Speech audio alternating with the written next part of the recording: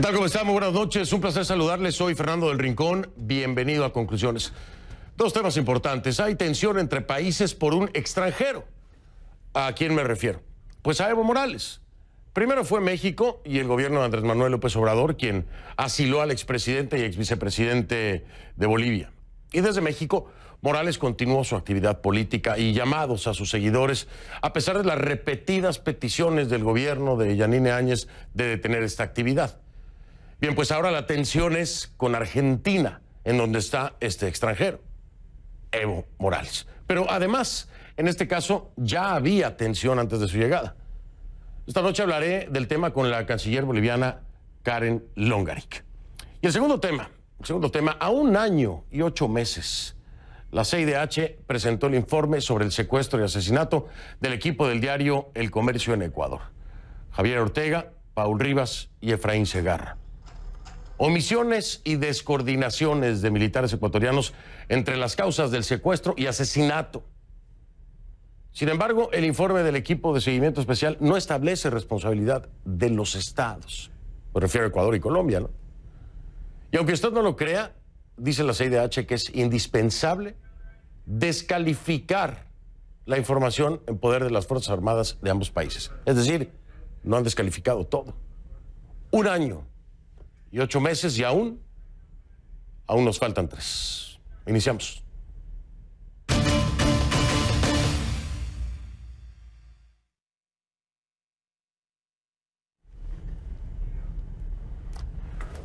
Le pido que a partir de este momento me acompañe utilizando la etiqueta numeral CONCLUEVO ARG.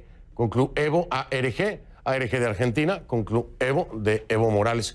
Sus comentarios, por favor, con esta etiqueta CONCLUEVO ARG, a mi cuenta en Twitter, @soyfdelrincón, @soyfdelrincón. Evo Morales y 4 exmiembros de su gobierno llegaron a Argentina, como le decía, donde el Ministerio de Relaciones Exteriores le otorgó asilo, aunque pasarán a tener el estatus definitivo de refugiados políticos, una vez sea, por supuesto, aprobado por el Ministerio del Interior. La llegada de Evo a Argentina significa un giro de 180 grados en la política exterior argentina sobre Bolivia. El expresidente Mauricio Macri calificaba de periodo de transición en la política boliviana lo ocurrido luego de las elecciones presidenciales del 20 de octubre, mientras que el presidente Alberto Fernández considera que Morales sufrió un golpe de Estado y califica al gobierno de Yanine Áñez como un gobierno de facto. El canciller argentino Felipe Solá dijo que Evo Morales será libre de moverse a donde quiera, pero advirtió que el presidente Fernández no quiere que usen a Argentina para hacer política. Esto es muy interesante. Ponga atención. El canciller Solá dijo lo siguiente: se podrán ver con quien quieran, pero no podrán públicamente opinar ni generarle algún problema a Argentina en este sentido. Pero aquí está el detalle, es un compromiso político, no lo dice la ley. Esto lo confirma así el canciller de Argentina. El 7 de diciembre, Evo Morales fue nombrado por el MAS, el Movimiento al Socialismo, como jefe de campaña para las nuevas elecciones en Bolivia en el 2020. Entonces, ¿cómo hará para honrar este compromiso? O mejor dicho, ¿honrará el compromiso y al mismo tiempo será jefe de campaña del MAS en silencio? Difícil, ¿no? Por su parte, en su cuenta en Twitter, el ex senador argentino y ex candidato a vicepresidente por Juntos por el Cambio en las pasadas elecciones, Miguel Ángel Pichetto, rechazó la llegada de Evo Morales. Pichetto dijo lo siguiente: no creo que la presencia de Evo Morales en Argentina sea conveniente a los intereses de nuestro país. Así las cosas, pero vamos directamente en vivo con Ignacio Grimaldi, que nos tiene más detalles acerca de esto. Ignacio, buenas noches. El canciller Solá ya lo estaba diciendo, ha dicho que hay un compromiso político, pero bueno, no está en la ley, mientras Morales y el gobierno argentino dicen no hará política. ¿Cómo va a ser eso posible si no está en la ley, a menos que solamente cumpla su palabra Evo, ¿no? ¿Cómo estás? Buenas noches. Buenas noches, Fernando. Y ahí hay un gris, hay una situación que no tiene una resolución clara, porque claro, por un lado hay un compromiso de palabra entre las partes, entre Argentina y Evo Morales. Argentina representada en su canciller Felipe Solá y Evo Morales con su figura de querer seguir haciendo política. ¿Por qué? Porque por un lado el compromiso que le había fijado el canciller argentino Felipe Solá era el de no hacer política a cambio de otorgar el refugio. Ahora también hay que entender que Evo Morales tiene sus pretensiones políticas con miras hacia las próximas elecciones en Bolivia y según el Estatuto Internacional de los Refugiados e incluso la propia legislación en Argentina sobre el régimen de los refugiados no estipula ninguna prohibición, ninguna anulación sobre el caso de querer realizar declaraciones políticas. Entonces aquí hay un gris, hay un sí o un no. Esto confuso y será una decisión que tenga que tomar Evo Morales sobre su futuro y también sobre cómo se va a desempeñar en estos días dentro de la Argentina. Ahora, ¿cómo comienza esta historia? Esta historia comienza, según narran fuentes de la Cancillería Argentina, con una llamada de Evo Morales a Alberto Fernández el pasado 10 de diciembre. En un primer lugar, lo felicitó a Alberto Fernández por su asunción como presidente de Argentina y luego le había manifestado sus ganas de venir a la Argentina. En consecuencia, Alberto Fernández le solicitó al canciller Felipe Solá que instruya todas las condiciones necesarias para que Evo Morales pueda asilarse en Argentina. En ese momento, Evo Morales se encontraba en Cuba. Entonces, de Cuba voló hacia México y de México llegó esta mañana a Buenos Aires, a Argentina, y desde el Aeropuerto Internacional de Ezeiza, que está ubicado en la provincia de Buenos Aires, a unos aproximadamente 50 kilómetros de la ciudad autónoma de Buenos Aires, Evo Morales solicita el refugio. Y esto es importante diferenciar lo que es el asilo político de lo que es la figura del refugiado. El asilo político simplemente se encuentra en un país. Ahora, el refugio, la figura del refugiado, tiene una connotación mayor. ¿Por qué? Porque primero marca una postura que tendría Argentina, porque entendería que Evo Morales es una figura que en su país puede ser perseguido políticamente e incluso que su vida podría llegar a correr peligro. Entonces, esto es una postura política que fija Argentina en la administración Alberto Fernández ante la situación de Evo Morales y de Bolivia. Por supuesto, y a eso, Ignacio, hay que agregarle la atención que ya existía previamente. Cuando estamos hablando el tema de Yanine Áñez, la respuesta que la propia presidenta interina o de transición de Bolivia dice que, bueno, no tenía nada que estar haciendo ahí porque no comparte, no hay una afinidad ideológica, incluso le tira durísimo a Cristina Kirchner, dice que es de la misma ideología de Evo Morales. Desde ahí ya había una tensión y ahora la llegada de Evo Morales pues pudiera incrementar la misma. Vamos a estar muy al pendiente de lo que pasa. Ignacio, gracias por todo el recuento y la explicación y por quedarte tan tarde, porque allá en Argentina es más tarde, así que muchas gracias por acompañarnos. Buenas noches.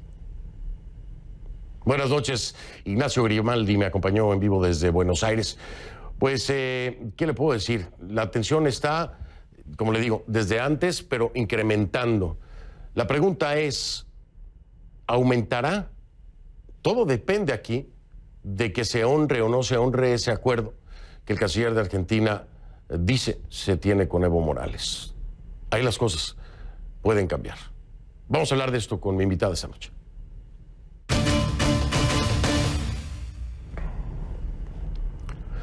Le doy la bienvenida entonces a Karen Longaric, canciller del Estado Plurinacional de Bolivia, quien me acompaña desde Bolivia, precisamente, desde La Paz. ¿Cómo está, canciller? Gracias, buenas noches. Buenas noches, Fernando. Un gusto estar nuevamente con usted. A sus órdenes. Gracias por aceptar de nueva cuenta la entrevista. Hablábamos ya hace unas semanas cuando Evo Morales estaba en México. Ahora hablamos de Evo Morales en la Argentina. Y yo quiero citar, para que usted y nuestra audiencia pueda tenerlo en contexto y usted nos ayude a entenderlo. Ya había una tensión importante pues con el gobierno del actual presidente Alberto Fernández allá en la Argentina. La propia presidenta Yanine Áñez se refería al tema, al no ser invitada a la asunción de Alberto Fernández, y decía lo siguiente. Ellos, refiriéndose precisamente a Alberto Fernández y Cristina Fernández, ellos tienen una afinidad ideológica que yo no comparto. Cristina Kirchner es de la misma ideología de Evo Morales y nos han demostrado de manera sobreabundante que ellos desprecian la democracia. Entonces yo no tengo ninguna afinidad con gente que no respeta la democracia, que coarta las libertades. Después de esta declaración tan punzante, ¿cómo esperan ustedes tener colaboración para precisamente, de nueva cuenta, tratar de controlar la actividad política de Evo Morales en la Argentina? ¿Ha habido alguna comunicación ya acerca de eso? Bueno, en realidad ninguna, únicamente las declaraciones del canciller Solá a través de la prensa, que inclusive el domingo pasado indicó que si bien ellos no reconocían al gobierno de Bolivia, al gobierno de la señora Áñez, ellos sí sabían que tenían que llevar adelante unas relaciones diplomáticas y consulares en el marco de lo que estipula la ley internacional, es decir, en un marco de respeto y de colaboración como debe ocurrir en este tipo de relaciones, ¿no? Ha vuelto a reiterar el canciller Solá que si bien le han otorgado el estatus de refugiado político a Evo Morales, esperan de él que no pueda realizar, que se abstenga de realizar declaraciones de tipo político. En ese sentido, creo que el gobierno argentino más bien está atendiendo la solicitud que nosotros hiciéramos oportunamente, no solo a él, sino a la comunidad internacional, previendo de que Evo Morales iba a trasladarse a la Argentina. Pedíamos que nos permitan desarrollar unas relaciones diplomáticas y consulares en el marco de la norma internacional y que además prohíban a Evo Morales realizar actividades de carácter político que tiendan a desestabilizar a la política interna de Bolivia. Pienso Sin que embargo, el estatus de refugiado que le... Perdón, canciller, que la interrumpí. Sí. Es que le quería decir, me parece contradictorio apostar a un respeto cuando el propio gobierno de Alberto Fernández no reconoce el gobierno de Yanine Áñez. Ya desde ahí me imagino que ustedes lo toman como una falta de respeto también. Por supuesto, la respuesta de la propia presidenta lo deja claro. ¿Cómo poder tener una relación de respeto cuando se les desconoce como gobierno? Bueno, bien, una cosa son las relaciones entre gobiernos y otra cosa son las relaciones entre estados. Las relaciones entre estados y el reconocimiento de los estados se da por una única vez y es normal que en un estado en el que muchas veces no existen relaciones diplomáticas, por ejemplo, sí existen las relaciones consulares que son absolutamente necesarias porque son aquellas que tutelan a los residentes de cada país, del país en el país anfitrión, ¿no es cierto? Nosotros nos referíamos precisamente a ello. En la Argentina hay un número considerable de residentes bolivianos y creemos que la tutela del consulado boliviano en todas las provincias argentinas se hace absolutamente necesaria, más allá de que las relaciones diplomáticas estén en el nivel más bajo. Aún no ha habido ningún intercambio de misivas diplomáticas con el gobierno de los señores Fernández, pero nosotros esperamos que al menos nos permitan desarrollar cómodamente las relaciones consulares. Le digo esto porque desde el momento en que llegaron nuestros diplomáticos y cónsules acreditados por el gobierno de la señora Áñez ante el entonces gobierno de Mauricio Macri, desde el primer momento empezaron las hostilidades hacia nuestros diplomáticos y hacia los establecimientos de consulares y diplomáticos. Inclusive entraron algunos movimientos sociales afines al movimiento al socialismo, entraron a la Embajada de Bolivia, se declararon en huelga de hambre. En ese momento nuestro encargado de negocios pidió ayuda de la Embajada o de la Cancillería Argentina, pero muy poco eco tuvo nuestra solicitud, sino que recién pasados los días después de soportar una serie de hostilidades, recién la fuerza pública se hizo presente para evitar daños y mayores agresiones contra la Embajada de Bolivia. Nosotros hemos cursado 2 notas a la Cancillería Argentina indicando que esperamos que respeten la inmunidad de nuestros diplomáticos y se circunscriban a lo establecido por las normas internacionales. No hemos tenido una respuesta explícita sobre el tema, pero sin embargo nos viene la respuesta a través del canciller Solá, que dice vamos a respetar la norma internacional. Es por eso que digo que vemos al menos algunas leves muestras de respeto a las relaciones diplomáticas, no importa en el nivel que estén. Ahora bien, en lo último que puede pensar Bolivia, y vamos a esperar estoicamente la reacción de la comunidad internacional, pero lo último que podemos pensar es en la ruptura de relaciones. Vamos a insistir para que haya una relación por lo menos respetuosa. Brevemente, para cerrar este segmento, irme en corte comercial, nada más para estar claros en el tema de relaciones consulares, no ha habido comunicación oficial de ninguna manera hasta este momento, es decir, no ha habido una respuesta a través de un comunicado oficial de parte del gobierno de Alberto Fernández en torno a los comunicados que ya fueron enviados desde el gobierno de Yanine Áñez. No ha habido ninguna respuesta, no hay comunicación oficial hasta el momento. No hubo ni durante el gobierno de Macri ni con este gobierno. Esperamos que en los próximos días podamos tener una respuesta para que nos dejen trabajar con normalidad para atender los requerimientos de los residentes bolivianos. Aunque los residentes bolivianos allá están tremendamente divididos porque hay un número sobresaliente de residentes bolivianos que están afiliados al MAS y están realizando marchas, huelgas, acompañados de piqueteros argentinos, y por otra parte están los residentes bolivianos que trabajan, que es gente que tiene una vida normal en la Argentina, que sí está demandando que se sofoquen estas marchas y paros y huelgas contra la actual embajada de Bolivia.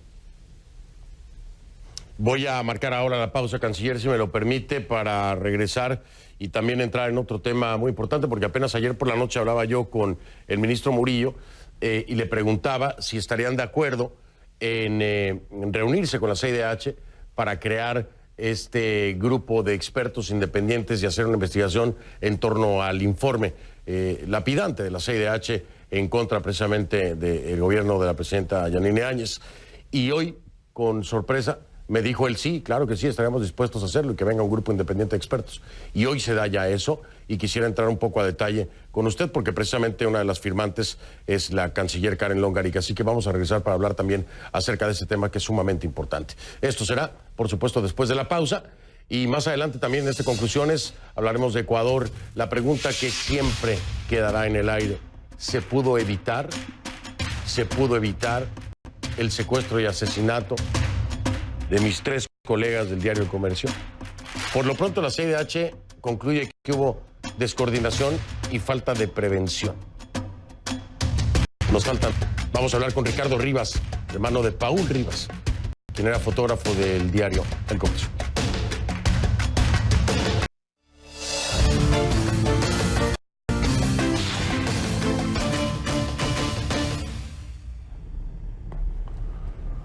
Mire, vamos a presentarle a usted el tuit precisamente de la CIDH, de lo que hablaba antes de ir a la pausa. Dice: el gobierno de Bolivia y la CIDH anuncian que firmaron hoy un acuerdo para instalar un GIEI, que es un grupo independiente de expertos internacionales, que ayer se lo preguntaba al ministro Murillo y me decía, sí, estamos dispuestos a hacerlo. El tuit dice: para coadyuvar en las investigaciones de los hechos de violencia del contexto electoral entre septiembre y diciembre de 2019. Ahí está. Entonces ahora regreso con mi invitada esta noche, que es la canciller del Estado Plurinacional de Bolivia, Karen Longarik, para preguntarle. La reacción fue inmediata. Digo, para mí fue una sorpresa porque ayer se lo preguntaba al ministro Murillo y hoy mismo entonces tenemos esta noticia. Canciller, es muy importante entender que a diferencia de otros países, cuando se rechaza informes de la CIDH en temas de derechos humanos, porque es señalado el Estado, en esta ocasión no fue así. Es decir, se rechaza el informe, pero no se cerraron a que se haga una investigación más a fondo con un grupo de expertos independientes. ¿Cuál es la diferencia y por qué deciden hacerlo? ¿Qué es lo que están esperando de esto? Bueno, esto demuestra las buenas intenciones del gobierno de la señora Áñez en el sentido de dejar esclarecido todo lo que ocurrió desde el mes de septiembre a la fecha. Hace 3 días atrás la CIDH lanzó un informe preliminar que verdaderamente era sesgado, faltaba la verdad y había sido elaborado en base únicamente al informe que dio la defensora del pueblo, persona afín al partido de Evo Morales. Nosotros respondimos inmediatamente rechazando esas acusaciones y al mismo tiempo yo cursé una invitación al presidente de la CIDH para que realizaran una nueva visita a Bolivia y realizaran una investigación profunda de los hechos de manera imparcial, llegando a todos los actores y sectores que hubiesen estado involucrados en los acontecimientos de esa época.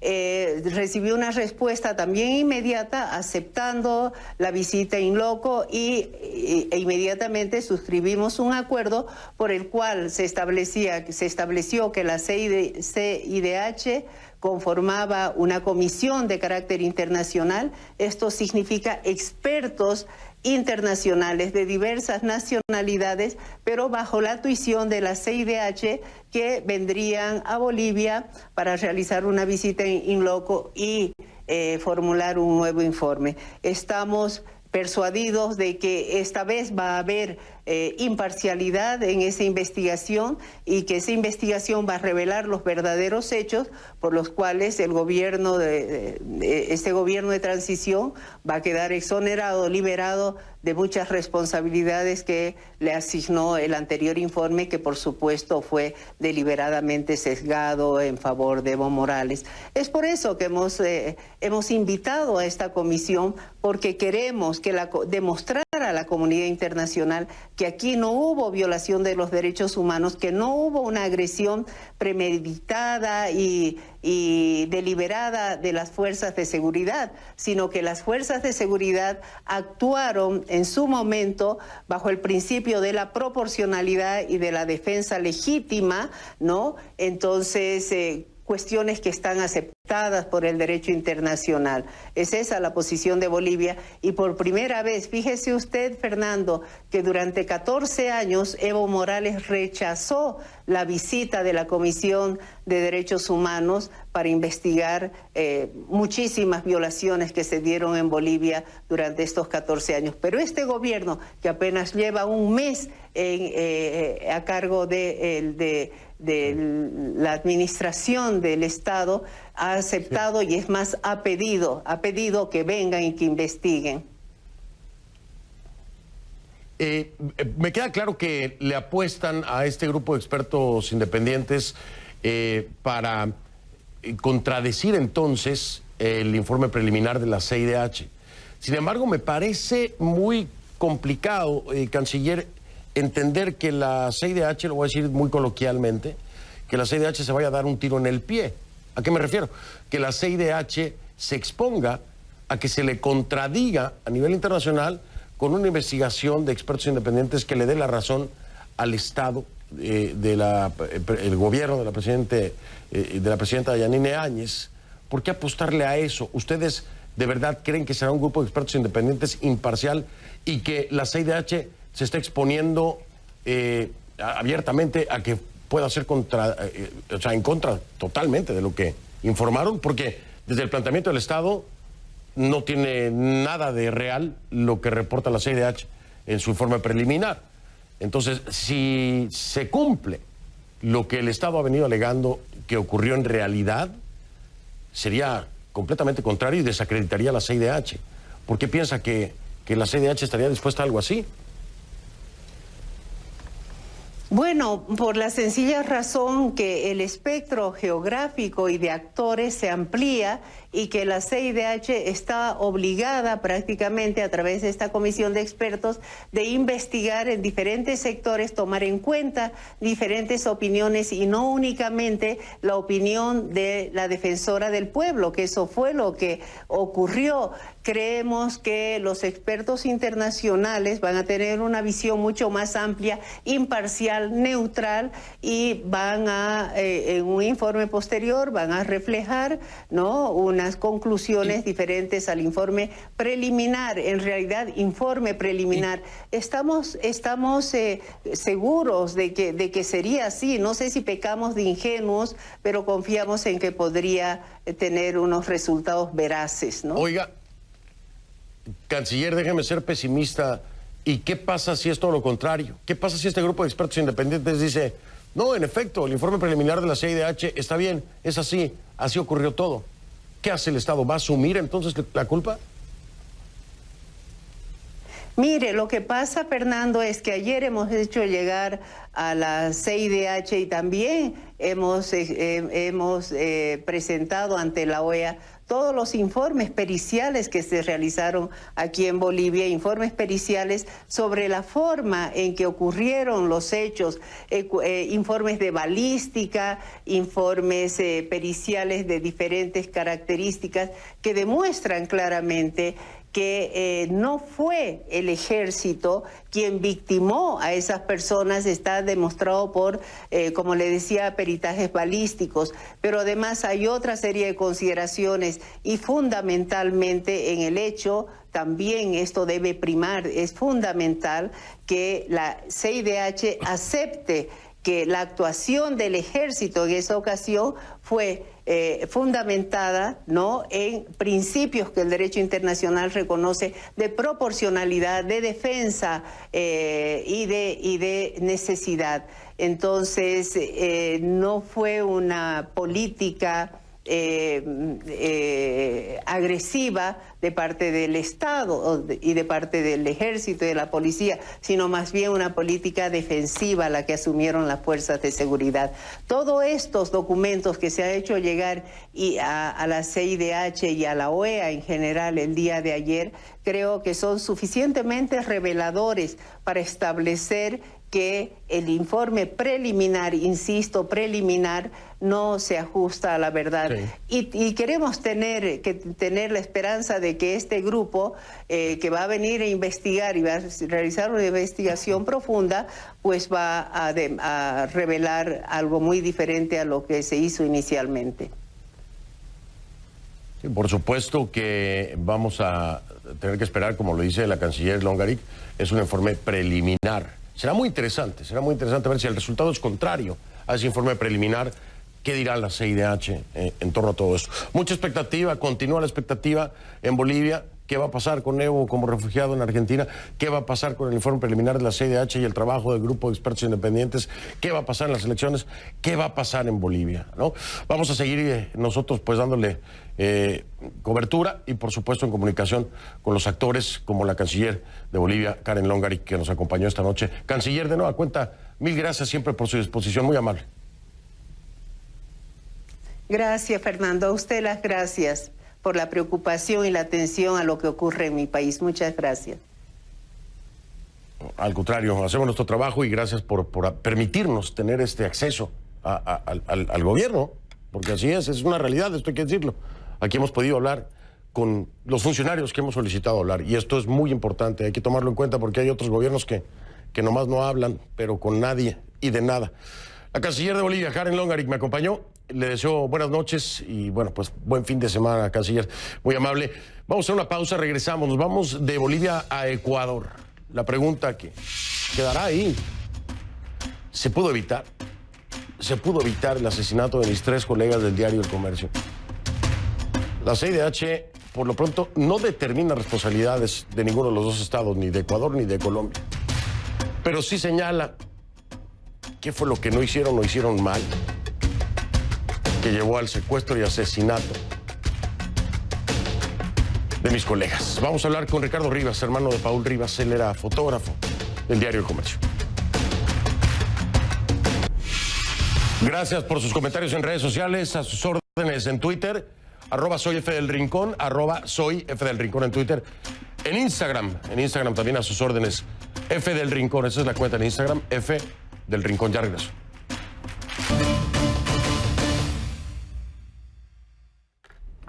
Le pido que a partir de este momento me acompañe utilizando la etiqueta numeral Conclu CIDHS de Ecuador. Conclu CIDHS de Ecuador. Esa es la etiqueta. Sus comentarios en mi cuenta en Twitter, @soy F del Rincón, @soy F del Rincón. Ha pasado, es increíble. Ha pasado 1 año y 8 meses desde el secuestro y asesinato de mis colegas del equipo periodístico del diario El Comercio de Ecuador a manos de un grupo disidente de las FARC.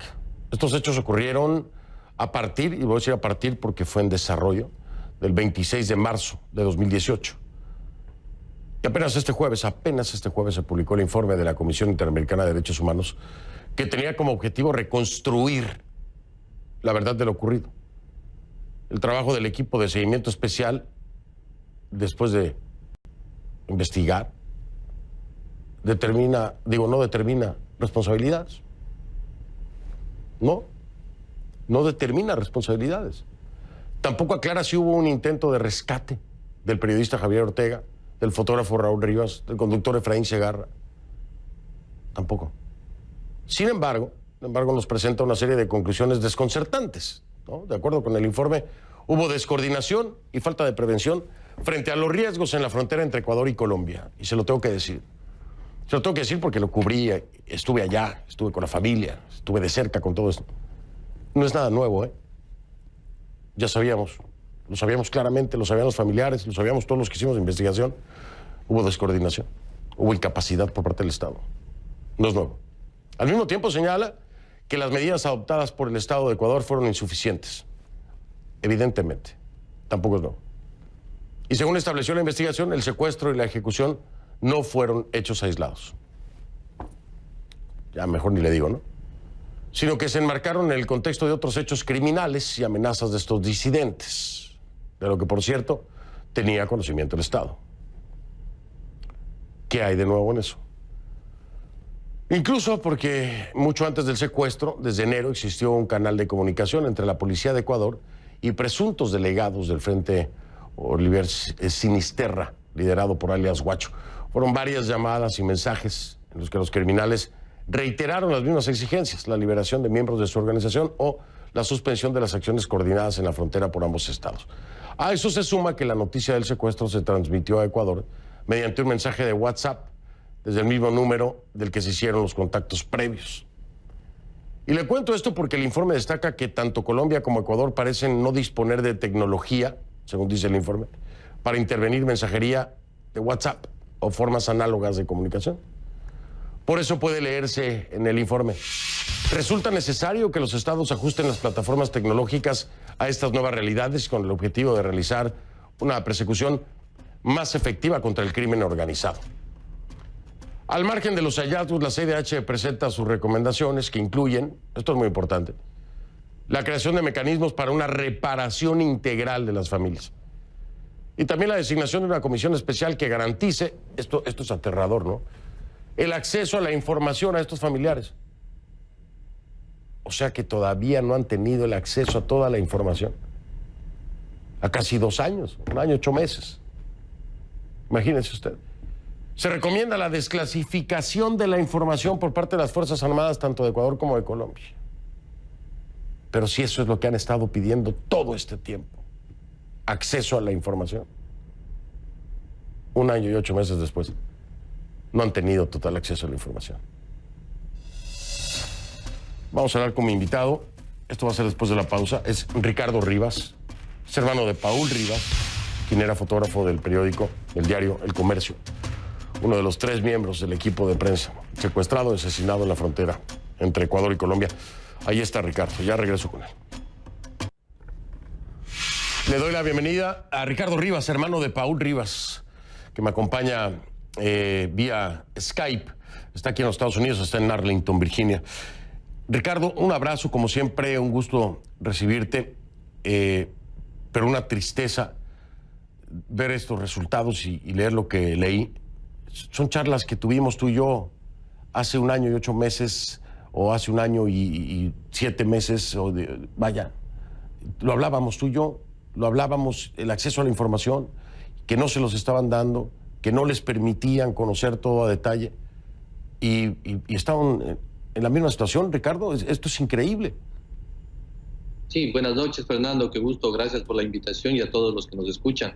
Sí, lamentablemente, tú lo has mencionado, hace 1 año, 8 meses nosotros ya teníamos una hipótesis de lo que realmente estaba sucediendo, de la información que era escasa y que pedíamos que sea liberada. El presidente Moreno el día 13 de abril públicamente mencionó que se iba a liberar la información y que pedía al COSEPE, al Consejo de Seguridad, que lo libere, pero realmente de ahí no ha pasado absolutamente nada. Entonces, realmente nos han visto la cara al pueblo ecuatoriano, a nosotros, en este tema de liberar una información que ha sido clasificada. Lo único que se ha liberado por conveniencia del presidente fue ese audio filtrado que se dio diciendo que la dignidad del Estado ecuatoriano estaba por sobre las vidas de las personas. Y esto es lamentable.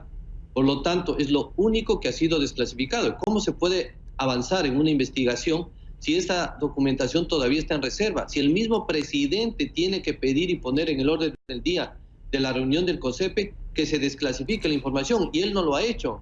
Es decir, nos ha venido mintiendo sistemáticamente y se ha ido riendo de esta investigación que por supuesto no tiene mayores datos, porque no se ha podido avanzar debido a que falta. ¿Y qué es lo que falta? ¿Qué es lo que sucedió ese día de la falsa liberación? ¿Qué sucedió con las operaciones policiales? Que hay evidencias a través de investigaciones periodísticas y documentadas, cómo desde el territorio ecuatoriano una fuerza extranjera, en este caso Colombia, opera hacia el territorio colombiano para poder intervenir y acercar a estos grupos, a este grupo disidente que les tenía secuestrados y posteriormente fueron asesinados. Entonces nos llama mucho la atención de que existan investigaciones periodísticas que sí han dado luz y han querido llegar a la verdad, y sin embargo el gobierno no ha dado ese paso para poder obtener información correspondiente. Por lo tanto, las fiscalías tampoco han podido avanzar en esta investigación, y esto es lo lamentable, que todavía se siga jugando con esta información. O la otra pregunta es, ¿hasta qué punto estarán relacionados en este tema algunas autoridades o ex autoridades, tanto de policía, de Fuerzas Armadas o autoridades civiles, que no quieren que aparezcan sus nombres? De ahí que también se me han comentado, y están por confirmarme los nombres, de que posiblemente se puedan tachar nombres de esos informes o quitar informes o cambiar informes para que no salga a la luz los verdaderos responsables, los que estaban detrás de todo este acto criminal. Y eso sí es muy preocupante y en este sentido. Lo hablábamos también, el tema de la negligencia, y ahí hay una cadena de mando donde tiene que haber responsabilidades. Te quiero ser muy honesto, estaba leyendo el informe, veo los puntos y me preguntaba, pues con este rigor, dado el caso y con el dolor que lo hemos vivido, Ricardo, ¿qué hay de nuevo? ¿Qué hay de nuevo? Porque me parece que todo esto ya se ha hablado. Y no sé, tú dime si encontraron algo nuevo que les haya ayudado. Bueno, algo nuevo no existe. Lo que sí podría decir es que hay una certificación o una afirmación de las investigaciones periodísticas que se realizaron a través de libros, que ahora se están dando fe de que efectivamente sí son valederas. Por ejemplo, el asesinato de ellos no es un ajusticiamiento que se da planificado, sino al contrario, está ya evidenciado a través de la prueba legal de balística, que se da a través de un cruce de una intervención de balas. Es decir, la trayectoria de balas permite identificar que no es un ajusticiamiento, sino que se da a través de cruce de balas, y esto corrobora justamente de las operaciones que existieron en la zona por parte de Ecuador y de Colombia. También se certifica y se da la validez de que ellos pasaron legalmente por una frontera y que les dieron autorización, pidieron permiso, y se desvirtúa la tesis inicial que tenía el gobierno ecuatoriano de decir que todo fue en Colombia o que fue responsabilidad de ellos el pasar para buscar noticias, cuando está ya comprobado, y este informe hace referencia a que ellos pasaron legalmente por los puestos habilitados y que pidieron autorización, y el comandante del mando único es el que les autoriza a pasar. Más bien, no hay nada nuevo indicando que la falta de coordinación entre Fuerzas Armadas y Policía se dio, pero nos llama la atención cómo la Policía Nacional tenía información importantísima desde el mes de enero sobre lo que iba a pasar, secuestros y asesinatos, no hizo nada por dar o transmitir esta información a los respectivos miembros de las Fuerzas Armadas o al Comando Único. Entonces, ahí había que preguntarle al ex director del general de inteligencia, al general Aguirre, qué pasó con esta información que él tenía de la mano y no la compartió. Ricardo, lo que vamos a hacer la semana que entra, bueno, yo me comprometo, es que vamos a preguntarle al Estado ecuatoriano para que nos dé respuestas a estas preguntas tuyas y a las que tenemos también como periodistas, aquellos que estuvimos en su momento haciendo la cobertura, porque hasta ahora no se ha cumplido con lo que se prometió. Y yo lo siento mucho, Ricardo, lo sabes. También siento que se me termine el tiempo, pero estoy en comunicación contigo y seguramente la semana que entra estaremos de nueva cuenta hablando. A ver qué me dice el Estado ecuatoriano. Gracias, Ricardo. Mi abrazo, como siempre, con todo mi cariño. Gracias, muy amable a ti, muy amable. Gracias a ti, Ricardo Rivas, hermano de Paul Rivas. Nos faltan 3 todavía. Ya regreso. Ya regreso en un momento. Hasta mañana, muchas gracias. Pásela bien.